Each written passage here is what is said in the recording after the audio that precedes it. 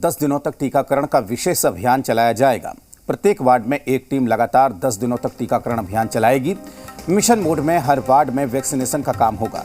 अभियान के तहत 25 जुलाई तक सभी 75 वार्ड को 100% वैक्सीनेटेड करने का टारगेट भी दिया गया है। अभियान के सफल और सुचारू संचालन के लिए जिलाधिकारी डॉक्टर चंद्रशेखर ने सभी अंचल के कार्यपालक पदाधिकारी और वार्ड पार्षद के साथ वर्चुअल बैठक की है। इसके लिए वार्ड पार्षदों से आवश्यक फीडबैक और सुझाव लिए गए हैं। तो जिलाधिकारी ने बैठक कर इसको लेकर तमाम तरह के निर्देश जारी किए हैं। वर्चुअल बैठक भी ली गई है। तो वैक्सीनेशन अभियान को लेकर तमाम तरह का फीडबैक लिया गया है, तमाम तरह के निर्देश दिए गए हैं। जी बिहार झारखंड के डिप्टी रेजिडेंट एडिटर बिहार धीरज ठाकुर इस वक्त हमारे साथ जुड़े हुए हैं। धीरज जी, पिछले दिनों जिस तरीके से कई जगहों से अफरा तफरी के माहौल की भी तस्वीरें आई, कई जगह पर गाइडलाइन की धज्जियां उड़ा दी गई, कहीं वैक्सीन की किल्लत थी तो कहीं वैक्सीन नहीं थी, वैक्सीन थी तो लोग नहीं आ रहे थे। इन सब चीज़ों को दूर करने के लिए जो ये कवायद है, क्या ये कामयाब रहेगी? क्या अब ये मान लिया जाए कि आगे आने वाले दिनों में इस तरह की दिक्कत नहीं होगी? देखिए, कल पटना के डीएम चंद्रशेखर हैं, उन्होंने बैठक की है सारे वार्ड में जो प्रमुख हैं उनके साथ, और ये उन्होंने लक्ष्य रखा है कि 25 मार्च तक जितने भी वार्ड हैं पटना के लगभग 75 उस वार्ड में 100% टीकाकरण करने का लक्ष्य रखा है। तो ये लक्ष्य ये जरूर है कि ये लक्ष्य अगर रखा है तो उन्होंने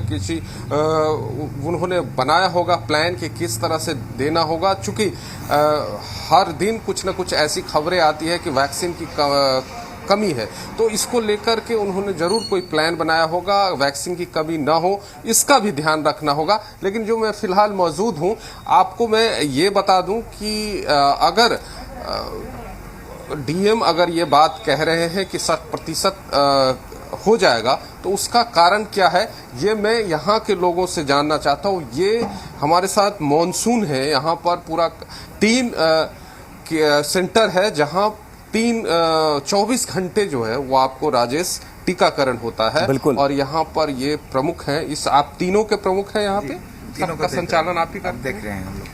तो जो 25 तक लक्ष्य रखा है ये कैसे पूरा हो पाएगा?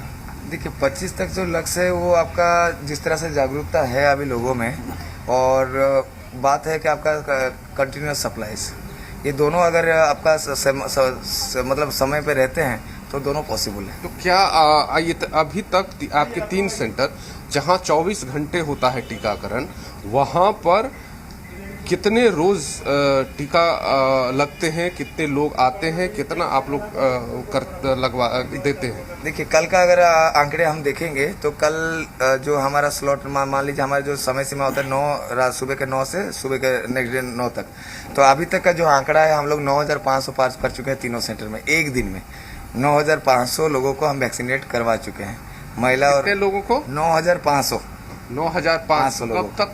कल सुबह 9 बजे से लेकर अभी तक का। कल सुबह 9 बजे से अभी तक 9,500 950 के आसपास 9,500 उससे। हाँ, तो तीनों सेंटर पर 9,500। तो 9,500 का अभी लग रहा है, तो शायद ये 10,000 अभी खत्म हो जाएगा, 10,000 तक तीनों सेंटर का। दूसरी बात, एक बात बताइए कि जहाँ पे कुछ हंगामा होता है, आप लोग एक टाइम, मैं आपको चाहूंगा कि टाइम बता दे, कब ऑफलाइन है कब ऑनलाइन है? देखिए, जो स्टार्टिंग से हमारा यहाँ पे रहा है कि सुबह के 9 बजे से लेके आपका शाम का 5 बजे तक हम जो ऑनलाइन लोग रजिस्ट्रेशन करते हैं, जो स्लॉट लेते हैं, उनको एंटरटेन करते हैं। साथ ही साथ जो 45 प्लस का जो लोग रहते हैं, जो जिसको हम बोलते हैं कि जो सीनियर सिटीजन या बुजुर्ग या 45 प्लस जितने भी लोग रहते हैं, उनको हम वॉक इन अलाउ करते हैं, उनको कभी नहीं लौटाया जाता है।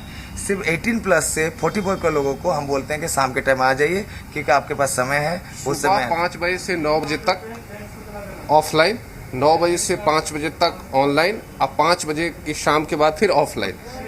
ये है।